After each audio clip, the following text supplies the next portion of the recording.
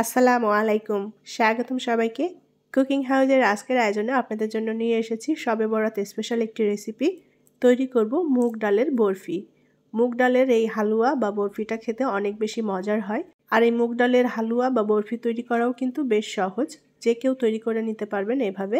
তাহলে চলুন কিভাবে আজকে মুগ ডালের বরফি তৈরি করি সেটা দেখে নেই। এখানে আমি 1.5 কাপ পরিমাণ মুগের ডাল পানিতে ভিজিয়ে রেখেছিলাম 6 ঘন্টা মতো। ডালটা নরম হয়ে গিয়েছে।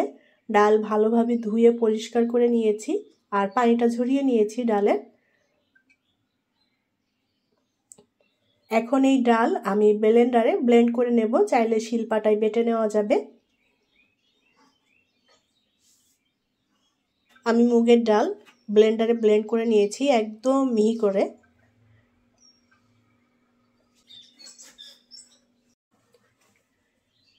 প্যানে প্রথমে ঘি দিয়ে দেব। আমি এখানে প্রায় 1/2 কাপের মতো ঘি নিয়েছি। ঘিয়ের পরিমাণ এখানে বেশি দিতে হবে। ঘিয়ের পরিবর্তে তেল দেওয়া যাবে, তবে ঘিটা দিলে ফ্লেভার খুবই ভালো আসবে। এখন এই ঘিয়ের মধ্যে আমি বাটা মুগের ডালটা দিয়ে দেব।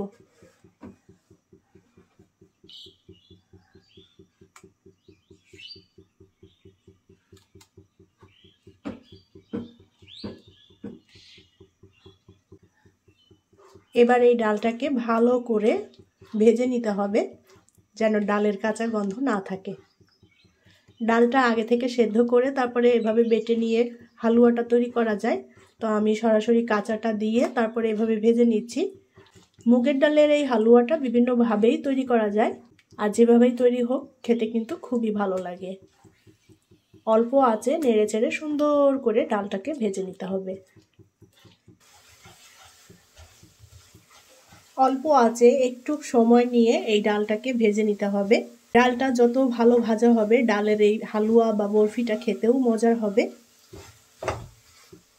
অনবরত নেড়ে চেড়ে দিতে হবে যেন পুড়ে না যায়।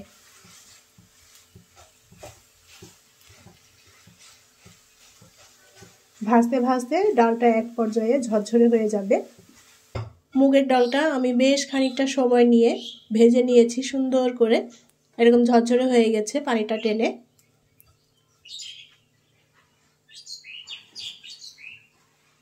এখন এই ডালের মধ্যে আমি দিয়ে দেব দুধ।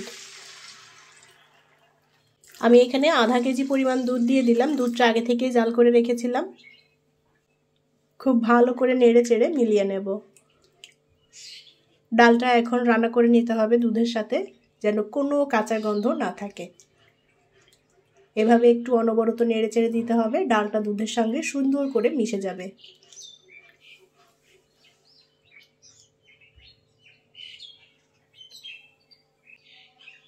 এ পর্যায়ে ডালের মধ্যে দিয়ে দেব এলাচের গুঁড়া।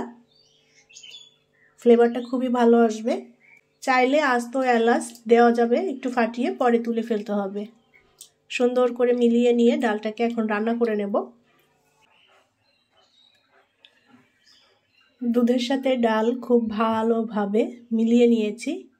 এখনও হালকা দানা দানা আছে, তো এটাও নাড়তে নাড়তে একদম মিলিয়ে যাবে। হালুয়াটা এই পর্যায়ে নাড়ার উপরে থাকতে হবে, কারণ প্যানের তলাতে লেগে পুড়ে যেতে পারে। আস্তে আস্তে হালুয়াটা ঘন হয়ে আসছে।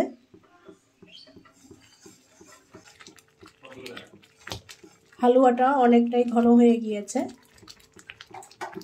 এখন এর মধ্যে আমি চিনি দিয়ে দেব। চিনিটা পরিমাণ মতো করে দিতে হবে, যে যতটা মিষ্টি খেতে পছন্দ করেন। আমি এখানে 1 কাপ পরিমাণ দিয়েছি, খুব বেশি মিষ্টি করব না। চিনি দিয়ে ভালো করে নেড়ে চেড়ে মিলিয়ে নেব। চিনিটা গলেও একটু পানি পানি হয়ে যাবে, পানিটা ভালো করে টানিয়ে একদম শুকনো করে নিতে হবে।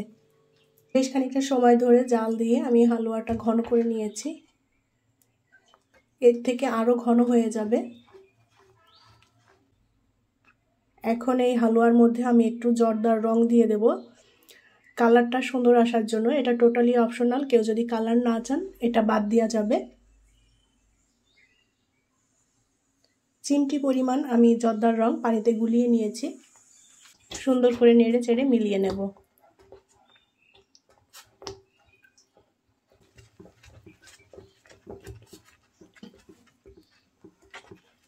জর্দার রংটা আমি ভালো করে মিলিয়ে নিয়েছি।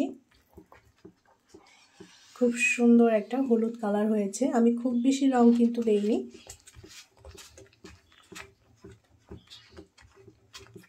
ডালের মিশ্রণটা আরও একটু টাইট করে নেব। শেষের দিকে আমি আরও হাফ টেবিল চামচের মতো ঘি অ্যাড করে দিলাম।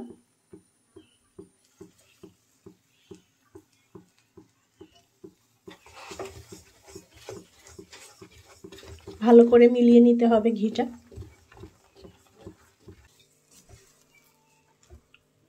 আমি ডালের হালুয়াটা একদম টাইট করে নিয়েছি।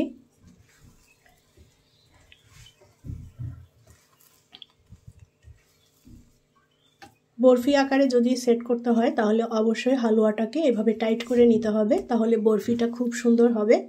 আর যদি কেউ নরম নরম খেতে চান তাহলে আরেকটু নরম থাকা অবস্থায় নামিয়ে নিতে হবে। এখন আমি ডালের হালুয়াটা নামিয়ে একটা পাত্রে নিয়ে নেব।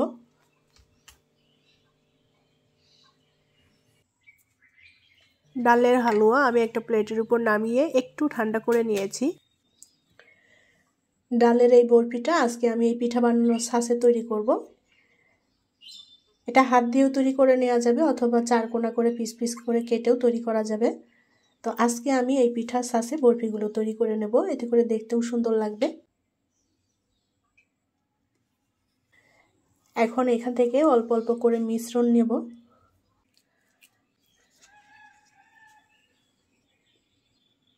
এখন এই সাসের ঠিক মাঝ বরাবর দিয়ে দেব হালুয়াটা। এখন আরেকটা সাস দিয়ে উপরে এভাবে একটু প্রেস করতে হবে, প্রেস করলেই সুন্দর ডিজাইনটা তৈরি হয়ে যাবে।